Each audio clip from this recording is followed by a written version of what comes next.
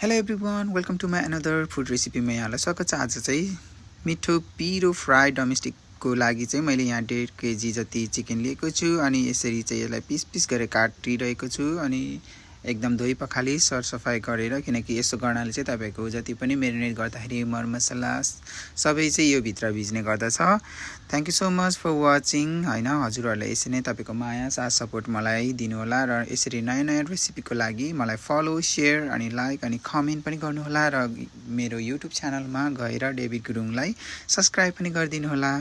अनि हेर्नुस्, मैले यसरी काटिसकेपछि एउटा गहिरो भाँडामा लिए। अब यसलाई चाहिँ म मेरिनेट गर्न गइरहेको छु अनि मैले थोरै बेसार राखिसकेपछि मैले थोरै धुलो खुर्सानी राखे अनि धुलो खुर्सानी राखिसकेपछि मैले यसमा चाहिँ गरम मसला राखे। गरम मसला राखिसकेपछि मैले यसमा चाहिँ स्वाद अनुसारको थोरै नुन राखे, किनकि नुन धेरै हाल्नु हुँदैन। अनि यसमा मैले त्यसै गरेर अनि लेमनको जुस कागतीको रस पनि राखे। कागतीको रस राखिसकेपछि मैले यसमा चाहिँ सोया सस राखेर मस्त मोले, किनकि अदुवा लसुन चाहिँ मैले राखिन, किनकि फ्राई गर्दा डढ्यो भने यसको स्वाद चाहिँ राम्रो आउँदैन।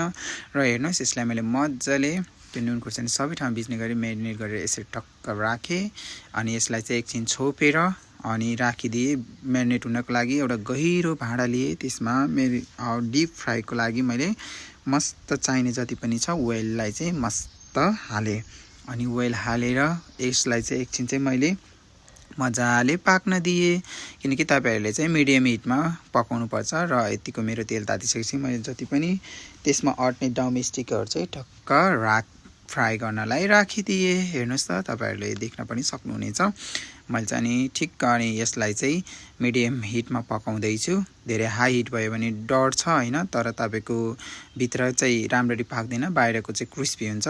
अनि हेर्नुस्, यसलाई चाहिँ मैले यसरी नै लो हिटमा चाहिँ मिडियम हिटमा चाहिँ मजाले पकाउँदै अनि यतातिरको रातो भएपछि चाहिँ अर्कोतिर चाहिँ टर्न फर्काउँदै यसरी लो हिटमा राखेर चाहिँ मस्त यसलाई चाहिँ पकाउँदै छु, जसले गर्दा चाहिँ तपाईको बाहिर पनि क्रिस्पीनेस आउँछ र भित्र पनि एकदम मजाले पाक्छ। हेर्नुस् त, मैले यसलाई चाहिँ यसरी नै ल हेर्नुस्, एकतिरको साइडको चाहिँ एकदम रातो भइसकेको छ र अर्को साइडमा फेरि यसलाई चाहिँ टर्न गर्दै यसलाई चाहिँ मिडियम हिटमा चाहिँ मजाले पकाउँदै छु।